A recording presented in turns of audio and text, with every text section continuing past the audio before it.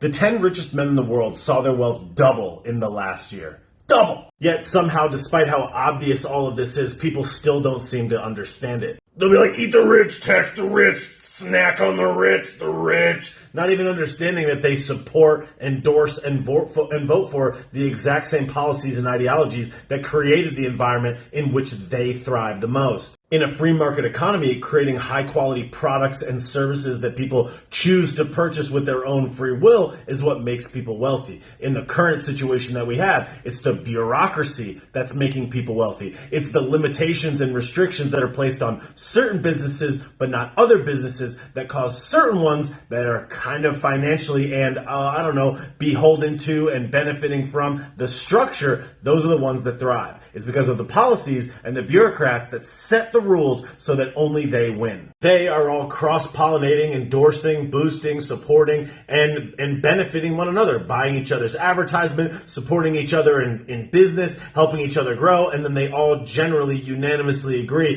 that as long as they are in control of the structure and they all help each other out, then the other side or the little guy is going to lose. As long as they know that they control who is winning, they control who's in control, then all of the big companies and all the big corporations, all of them can thrive, and everybody else suffers, and they benefit as a result. That's what we're witnessing right now at scale globally. At the end of the day, they're all kind of invested in one another. They understand that as long as the big companies, as long as the big corporations, as long as the too big to fails, as long as all of them thrive, and as long as they have everybody that runs the country in their back pocket, then they want to keep everybody else in fear. They want to keep everybody else at home. They want to say, oh, I'll shut down all the little guys, because they know that they can afford the equipment, they can afford the control of the people to get them to do what they want. They understand that the longer this all goes on, the more they benefit and the more the little guy gets squeezed. Because as long as all of their financial benefits are aligned, the companies they're invested in, the companies that they cross-pollinate with, as long as all of them benefit, then we're good. As long as they know that they can keep a stranglehold on control and control of the people who set the rules, then they win forever. As long as the people are distracted, scared, fearful, whatever, all of them will be shut down, and then they can buy up all of those assets for pennies on the dollar. As the game continues, the people who are in control of the game understand that by simply creating more money out of thin air, by printing money away, you devaluate what most people, especially middle and lower class people, have, which is cash. And you benefit at the exact same time all of the people who hold assets. The assets go up in relation to the price or the devaluation of the currency. Inflation raises asset prices, but it devalues cash. What most people at the top have is assets, businesses, real estate, and other tangibles. What most of the middle and lower class have is just cash, earnings, and wages. Lower to middle class people primarily rely on their wages. Those wages are being devalued because even though the theoretical wages are going up, the value of the money, or how much the money is able to buy, the purchasing power of the money, is going down. So even though the wages may nominally go up, what you're able to buy with it goes down. And that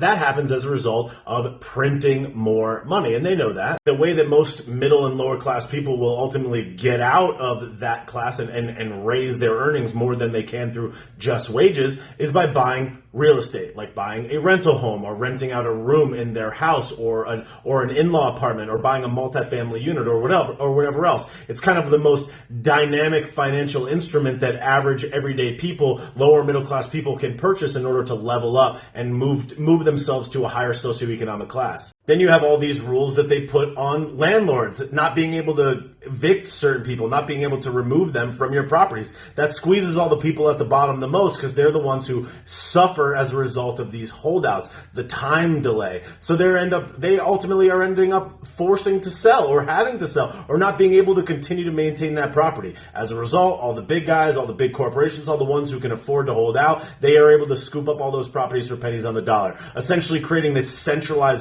this centralized group of all the real estate holdings where then they can kind of like run the game and control the rents and a variety of other things. Another place that allows these lower middle class people to invest and kind of get out of it is the stock market. So in the stock market, it's a game. It's a controlled club. It's you're in or you're not. They know when things are going to go up. They know when things are going to go down. They have the leverage and the financial instruments and access to information ahead of everyday people. So they're able to essentially cheat the game, cheat the system legally. They're able to get ahead of your average everyday retail investor, and they can move large quantities of money at a much faster clip, and they know that the resources and or whoever's going to limit their ability to do so have a really tough time of really enforcing it. They don't want to enforce it, right? They can get away with these crazy crimes where they'll make $10 billion and then their fee will be, or their fine will be $1 million.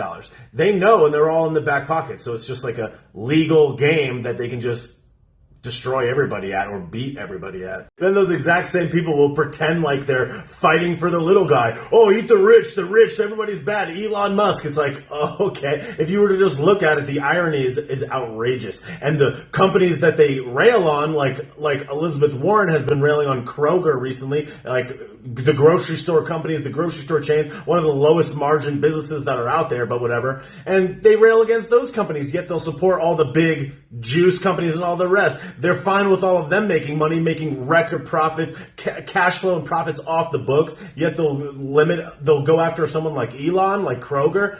It's insane, but most people are just financially unaware of what's actually going on. So they think that these are their champions, and they have no problem lying directly to your face and knowing and using your lack of knowledge about this specific subject to throw it in your face and rally behind them. They'll just come up with a great slogan. They love sloganeering. Oh, eat the rich, tax the rich, we're going after the rich. When really what they're doing is making them far richer. Then the exact same people who endorse, support, and follow these politicos that say that they're going to do that or act on their behalf don't even realize that they're choosing the exact same people that create the environment that make things so bad for them in the first place. When will people realize that these people are lying directly to your face, and your lack of understanding and basic knowledge about these things is the reason why you continue to blindly support and endorse them? If people just did a little bit more research and understood a little bit more of how finances work and how the world works, and how a lot of people are just lying to you, but you're not taking the time to research it so that you can understand and know that it's a lie in real time,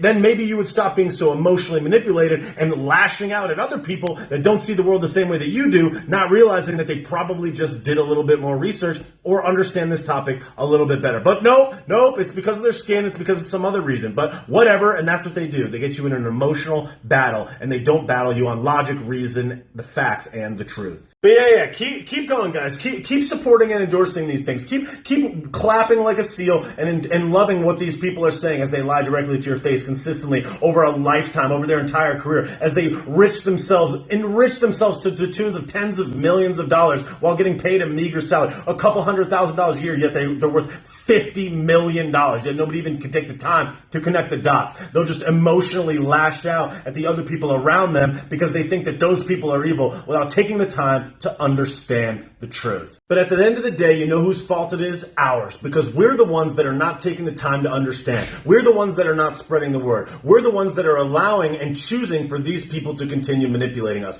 The real question is how far will you let it go before it's too much? How far will you let it go before you decide that you're going to start thinking critically, that you're going to start questioning what's going on? How many bad things have to happen continuously in succession over long periods of time? Please look at a little bit more history. Please understand that these people are not just fighting for some other reason. It's not a grift. The real grift is happening right in front of your face, and you're clapping for it. The rest of us that are seeing the truth, that understand it, feel like we're trapped in some never-ending eternal psyop. Is this a dream? How could people possibly be falling for this? Those people try to sound the alarm, and the other people, the ones that are like, well, I don't pay attention, will fight about it, argue about it, knowing that they haven't even taken the time to pay attention. When the real conversation happens, when you really call them on it, they're like, well, it's negative. I don't really want to pay attention. It's like, yeah, I know. Because the real solution is us. The real answer is the truth. Conversations are how we evolve, get better, and ultimately change the world. It's up to us to change this game. It's up to us to change what we consume. We need to listen more, read more, pay attention more, and have conversations that are not dictated and controlled by emotion, but conversations that are controlled